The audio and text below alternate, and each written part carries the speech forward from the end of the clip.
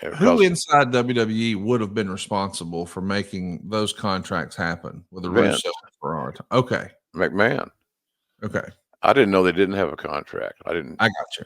I didn't delve into that shit, and I had enough on my plate as opposed to adding more. So someone But else handled operations. You handled the in-ring roster. that's right. Yeah. Gotcha. Yeah, well, it's still McMahon's call. Right. He knew they either had a contract or they didn't have a contract. Many of us were not aware of it, uh, but they should have had a contract, and it just didn't work out that way. That's bad. That was bad management on everybody's part. You know, Russo and Ferrara should have been essentially demanding a new deal. They gave them some security and a little bit of time off, and we're making enough money that we could afford to add the staff to help those guys, but that didn't happen either. So it's fumbled along the way somewhat significantly, and it got to the point where they just said, you know, hell, we can't do this. We can't continue to, you know, neglect our families through this whole process, and that's kind of what they came to. That was the deal. So anyhow, it was a surprising thing, Connie. It was just a surprising, and we regrouped real quickly. Like I said, we had people on staff that had been doing that job before Russo and Ferrara, so we knew we had the bodies to pull it together. We just had to kind of hit the reset button, and sometimes hitting the reset button is not a bad thing.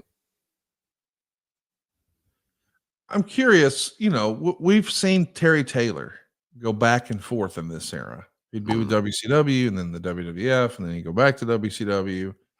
He had the ability to do that. And now we're seeing Russo and Ferrara do that.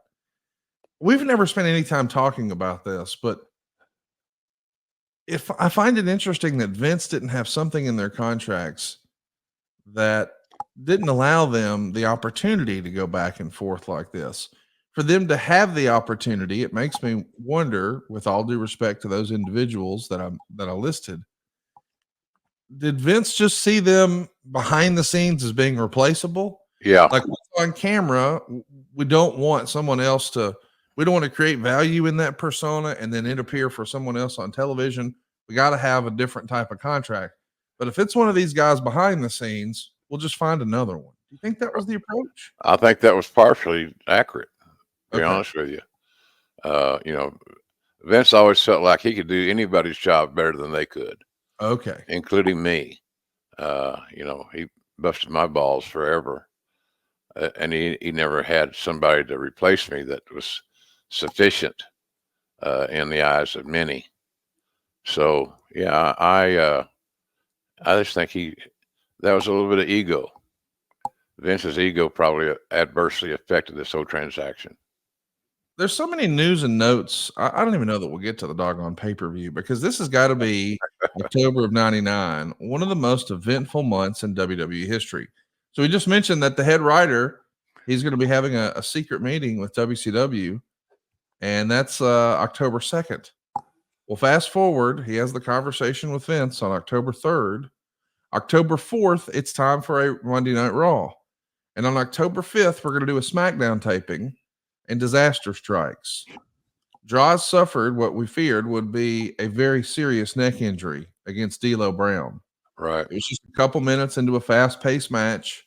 D'Lo's doing a running power bomb, and somehow, some way, Draws winds up landing on top of his head. He's going to lay in the ring for like 15 or 20 minutes as paramedics are working on him. He's taken to a hospital by ambulance, and he was yet to regain feeling or movement in his lower body. The very next day, that was on Tuesday. The very next day, he had immediate emergency surgery Wednesday morning to treat that broken neck. And the goal is we're trying to see, can we get anything to allow him to regain movement of his legs? We know this winds up not being a temporary thing, and Draws is paralyzed from the chest down. We haven't spent much time talking about this. Did you see this accident happen live, or what can you tell us about this? No, I was actually in Michigan at a deer hunting reserve with Stone Cold, taking some vignettes. So, we got a call. I can't remember who called me. To be honest with you, it's been that long ago.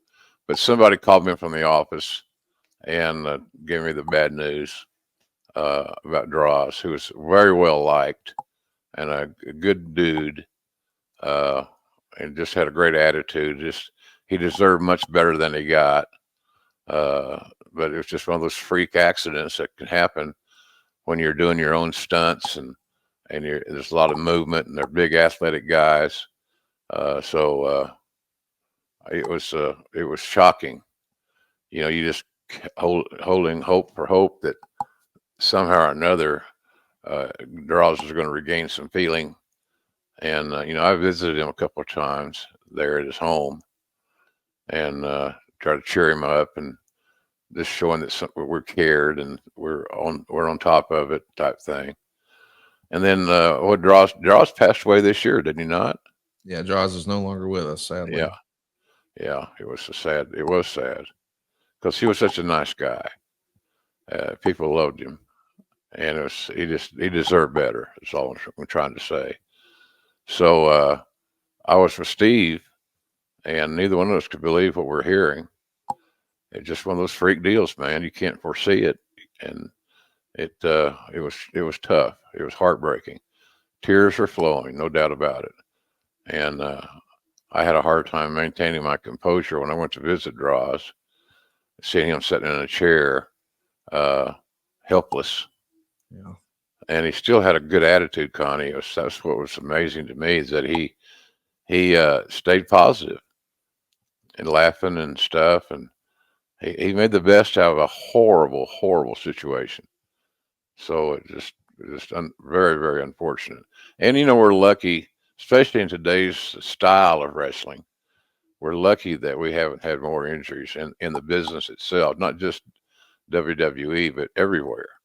Yes. These guys are trying things, and they're trying to continue to raise the bar, and that worries me. It worries me today about some of the things these guys do, because when they sit down to put a match together, it seems like they're more interested in the spots that they're going to do, and the sensationalism.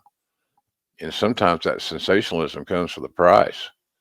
So I'm surprised there's not even more injuries in today's world, because these guys are taking hellacious chances. That's why I keep talking about the performance at WW or at AEW big events, premium events, pay-per-views. They always rise to the occasion because they're trying to do more and more. And somewhere along the way, it's just inevitable that trying to do more is more harm than help, quite honestly. So it was a shame, no doubt about it. Dross was a good guy, and we all loved him and still do. I've gotten to know his family, and all these years later, I still have contact with some of them, his sister and so forth, his nieces. I've tried to be a good administrator in that respect. It's just hard to work up the courage to go to somebody's home and see them so docile and so stationary, not being able to move.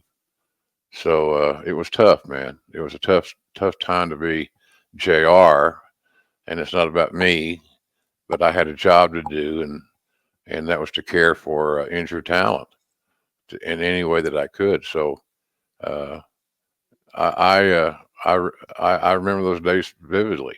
I know Steve and I set up once we got the news, and we were, like I said, I flew to Michigan to meet with him on these vignettes. Uh, it was just it was hard. It was hard to put it all together, because things were happening, Connie, that we had no precedent for. We hadn't had any debilitating injuries to that degree, and it was hard to see him in that state. And Steve and I both sat up that night and had a lot to drink, trying to drown our sorrows, because, like I said, Dross is a very well liked guy. He was a really good athlete. He had a good aptitude for the business, and it was all for naught, unfortunately.